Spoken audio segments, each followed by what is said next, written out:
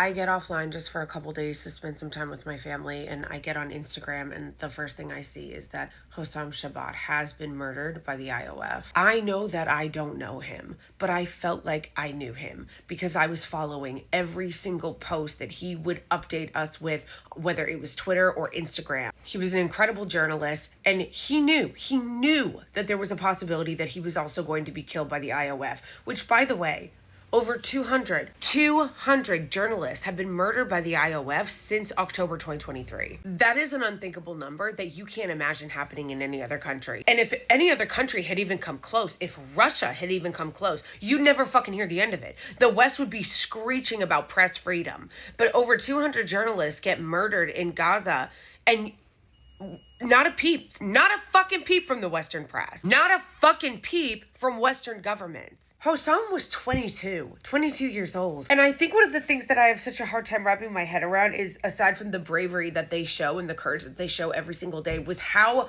much he knew that he was going to die, that he could die, that it was likely that he would die. So he had a statement that he gave to his press team, should this day come. If you are reading this, it means I have likely been killed, most likely targeted by the Israeli occupation forces. And I think that it's really important that you guys think about when he says targeted by the Israeli occupation forces, because they were targeting him. You'll remember about, 7 months ago, a list came out of journalists that they were targeting because they were so angry that these journalists were relentless in their coverage of the genocide in Gaza. And Hossam was on that list. And that list, when it came out and was being reported because they had already killed 3 journalists on that list. So Hossam knew that he was on a kill list. Did anyone do anything about it, though? Of course not. Did the West do anything about it? Of course not. Did anybody speak out about it? Of course not. And some idiot, when I was talking about the other journalists that were killed last time, was like, why are you highlighting the West? How come the Arab states aren't blah, blah, blah? The West are the ones that pretend to give a fuck about the free press, okay? We in the West are the ones that pretend and always pearl clutch about press freedom and the free press and democracy and Russia. But then when the Israeli regime kills 200 times the amount of journalists that Russia has targeted, all of a sudden outrage and the fucking West and their free press commitment is nowhere to be found. When this all began, I was only 21 years old, a college student with dreams like anyone else. For the past 18 months, I've dedicated every moment of my life to my people. I documented the horrors in northern Gaza minute by minute, determined to show the world the truth they tried to bury. I slept on pavements, in schools, in tents, anywhere I could. Each day was a battle for survival. I endured hunger for months, yet I never left my people's side. By God, I fulfilled my duty as a journalist. I risked everything to report the truth, and now I am finally at rest, something I haven't known in the past 18 months.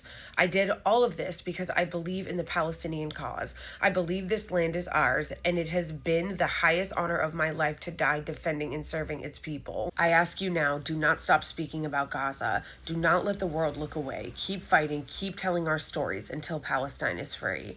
For the last time, Hossam Shabat from northern Gaza. He is a young guy that just wanted to live a life and had dreams like everyone else.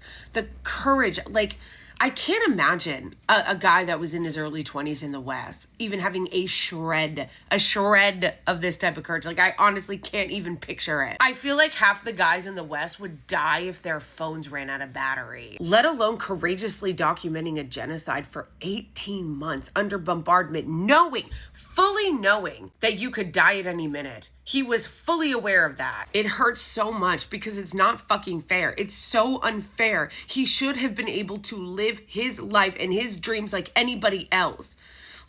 I feel so hurt and so sad and so devastated and angry at the same time just because of the fucking injustice that these people have had to endure. And also just in awe of him and all of them that are just incredibly courageous. The amount of courage that they show, it's hard not to feel that mix of emotions of being enraged and sad and horrified, but also in awe of their bravery and their courage. And he is not the only one in the last couple days that was murdered by the IOF. Mohammed Monsour, who all of us have also gotten to know over the last 18 months, was killed in Khan Younis, which is not northern Gaza. So they're just dropping bombs everywhere. Hossam was reporting on all the airstrikes that were happening in northern Gaza up to the moment that he was killed.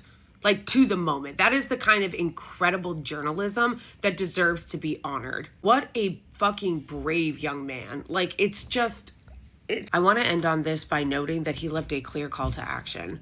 Do not stop speaking about Gaza. Do not let the world look away. Keep fighting, keep telling our stories until Palestine is free. And he did so up until the moment that he was taken off this earth. Every human being of good conscience in the world, I do not care where you are, has a duty, has a responsibility to continue to fight for a free Palestine. And Hossam Shabat, just like Mohammed Monsour, sacrificed their lives so that the world would know the truth. And they did their part. We must commit to doing our part until Palestine is fully liberated.